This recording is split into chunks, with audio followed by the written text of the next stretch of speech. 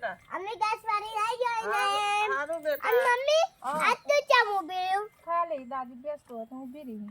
તને કોઈ થયું? કોઈ થયું મને કશું નહીં થયું.